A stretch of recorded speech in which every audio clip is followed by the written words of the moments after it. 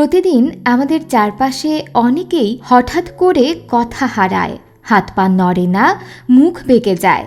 আমরা তখনই বলি স্ট্রোক করেছে। শ্রোতাবন্ধু, প্রতি বছর ২৯শে অক্টোবর বিশ্ব স্ট্রোক দিবস পালিত হয়। স্ট্রোক হলো মস্তিষ্কে রক্ত সরবরাহে বাধা তৈরি হওয়া। যখন মস্তিষ্কে রক্ত ঠিকমতো পৌঁছায় না বা কোনো রক্তনালী ফেটে যায়, তখন স্ট্রোক হয়। স্ট্রোকের প্রধান কারণগুলোর মধ্যে রয়েছে উচ্চ রক্তচাপ, হার্টের সমস্যা, ডায়াবেটিস, ধূমপান, অতিরিক্ত মদ্যপান এবং অনিয়মিত জীবনধারা। ইসকেমিক স্ট্রোক রক্তপ্রবাহ বন্ধ হয়ে যাওয়া এবং হেমোরেজিক স্ট্রোক মস্তিষ্কে রক্তক্ষরণ।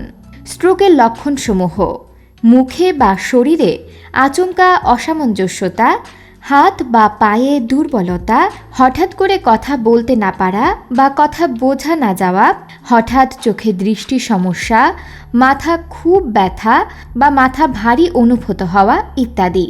কিন্তু ভালো খবর হলো, সচেতন থাকলে স্ট্রোক প্রতিরোধ করা সম্ভব।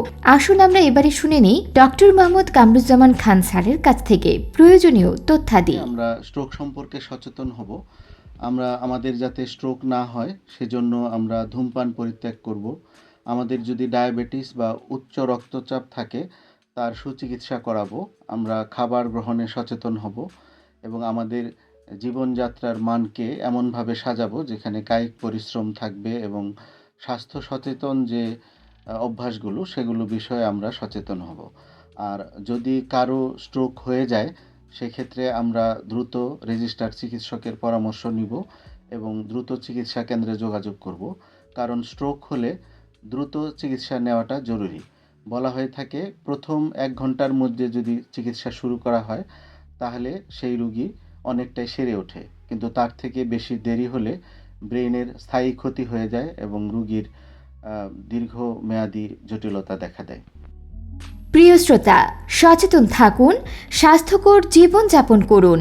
মনে রাখবেন, প্রতি মুহূর্তের সতর্কতা জীবন রক্ষা করতে পারে।